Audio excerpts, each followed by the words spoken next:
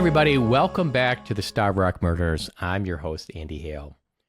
Well, we're getting very close to this May 12th, 13th, and 14th evidentiary hearing.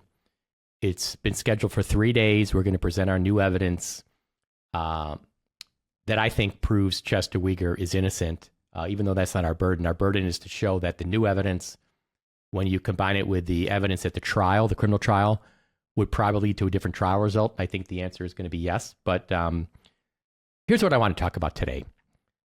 What I think gets lost in the shuffle of all these podcasts, talking about the evidence, talking about, how the case went down, you forget about the victims.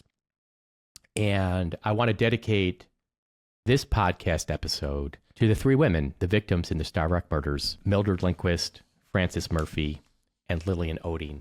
I don't think I've talked about them enough. I feel like they deserve a lot more attention. You only hear about the horrible crime. You only hear about the other things. You don't hear about these women. And I thought now on the eve of this hearing was a good point to pause, take a little time out, and honor their memories. So what I want to do is I just want to provide a little bit of background about each of them, just to tell their story a little bit more. The details, it's hard to kind of reconstruct this. This was, 65 years ago. But let me start and just fill in a little more details about each. Let's start with Mildred Lindquist.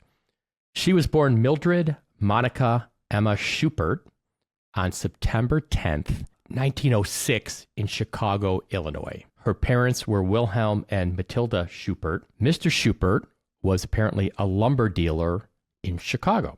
She married Nels Robert Lindquist on April 4th, 1930 in Cook County. Mr. Lindquist was of Swedish descent, born in Grand Rapids, Michigan. Mildred was active in the Presbyterian Church of Riverside and was president of the Women's Association of the church. The Lindquists had two daughters, Gloria, born in 1931, and Nancy, born in 1936. Both daughters were married at the time their mother was murdered. Gloria got married in 1957, graduated from DePaul University. Nancy married in 1958. And, I think what's interesting about Mildred Lindquist, and it's going to be with all the women, being very active in the Presbyterian Church of Riverside and being so interested in the outdoors that she wanted to take this hike down to Starved Rock with her friends to be around nature and to go bird watching. I wish I knew more about her. I wish I had somebody who was alive that could tell stories about her, what she was like, family stories, the kind of person she was. And if there's anybody out there that has that, reach out. I will have you on this podcast, and I will let you share whatever memories you have of any of the victims. That's an open invitation to anybody. I'd love to do that. Any kind of person that wanted to talk about any of the victims, because I'd like to get a little more of a robust profile out there in the record. Frances Murphy, was also known as Frankie, was born Frances Harriet Caddy on July 2nd, 1913 in Moline, Illinois. Her parents were Simon and Mary Caddy. Her father was a machinist and served in the Spanish-American War and is buried in the National Cemetery at Rock Island, Illinois. She had an older brother, Keith, who was manager of a local agricultural company. Frankie graduated from Moline High School in 1931, became a member of the society department of the local newspaper, the Moline Dispatch. In January of 1937, she married Robert Murphy in an elaborate wedding at the Presbyterian Church in Moline, Illinois. Her brother Keith was the best man, and her sister-in-law was the bridesmaid along with several of her best friends. After a honeymoon trip to Chicago, they returned to Moline and lived with Frankie's parents for a short time while their new home was being built. They lived in Moline for several years, and their first two children, both girls, were born while they were living in Moline.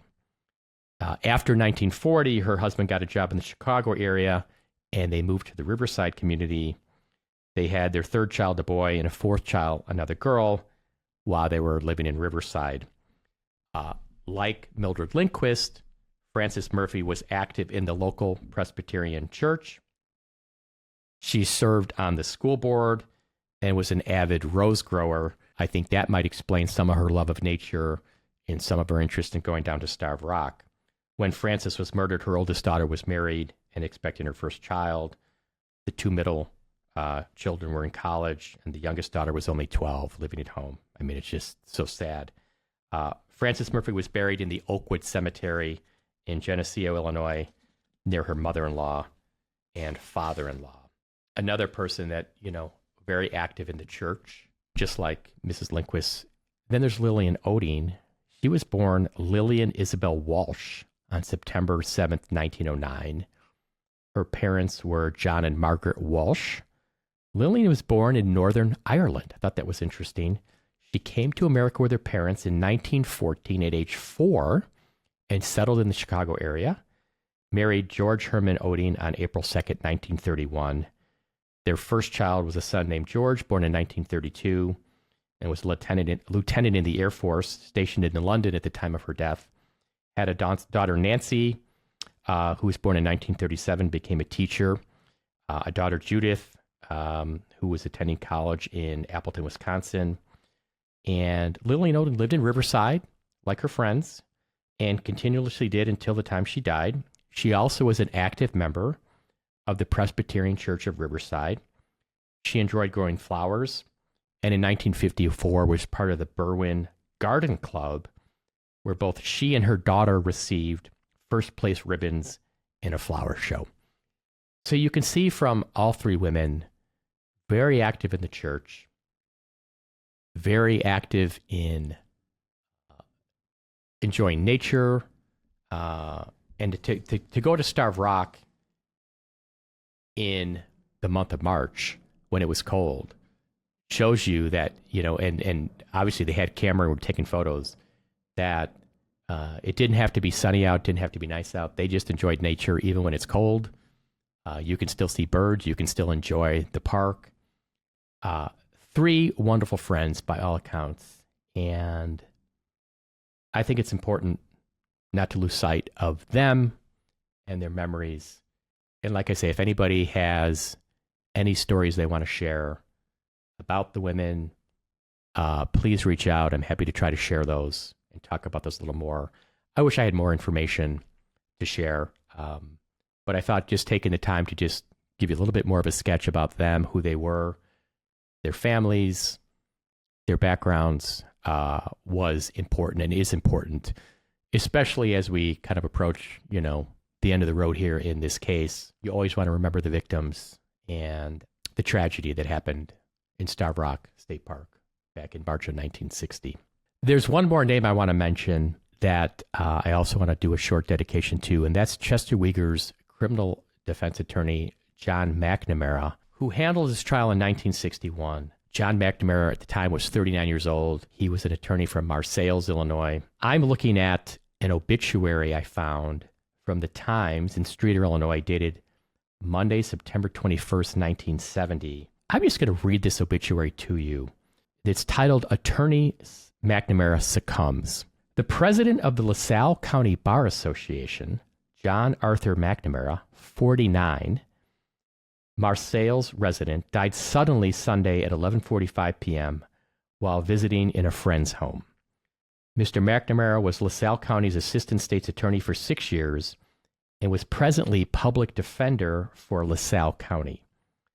Friends may call at the Seals Campbell Chapel, Marseilles, after 2 p.m. Tuesday, with the rosary to be said there at 8:30 p.m. Tuesday. A military funeral will be held Wednesday at 10 a.m. in St. Joseph Church, Marseilles, with burial in Riverview Cemetery, Marseilles. The deceased was born July 15, 1921, Buckingham, to Arthur and Jenny Botto McNamara. He married Shirley Jones in 1949 in Ottawa. Surviving are his wife, a son Michael, a daughter Laurel, a brother Dale, and his mother, Mrs. Jenny McNamara, all of Marseilles.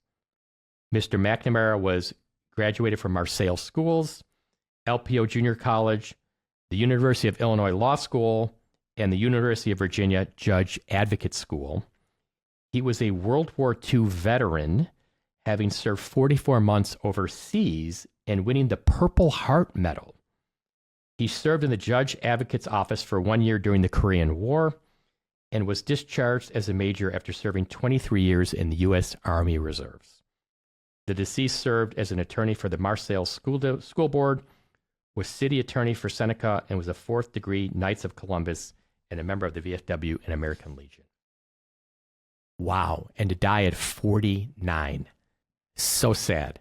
And what I want to say about John McNamara, and I've said this before, to take on a case that was so huge and so voluminous, and there were so many witnesses, and to basically to do it by yourself, solo, fly solo, and with very little time. I mean, Chester Weger got arrested in, mid-November. The trial's in early 1961. Almost no time to prepare. And those are back in the days when the defense, the state didn't even have to give you all the discovery. So you went into court literally not knowing at times what was going to be offered against your client. He handled the case, I thought, incredibly, under very difficult circumstances. Was everything done perfectly? No. There's certainly some things that could have been done better. But I think overall, he did a remarkable job with having to handle the case by himself, flying solo, just an incredible undertaking. And I'm so appreciative of the job he did. And I thought he made some very eloquent arguments, especially his closing argument, talking about the Constitution being trampled on, some of the things he said. Just beautiful to hear the way he made his legal arguments very professionally, and was a zealous advocate for Chester Weger, and may he rest in peace. So at this time, let's remember John McNamara. Let's remember Lillian Oetting. Let's remember Francis Murphy. Let's remember Mildred Lindquist. And thank you, everybody, for all your support over the last few years on this podcast. Thank you for being on this journey with me. We are coming to the end of the road. I want to, again, thank everybody for all their love and support, people that have reached out. And on behalf of Chester Weger and his family, thank you, thank you, thank you. May 12th is right around the corner, so stay tuned.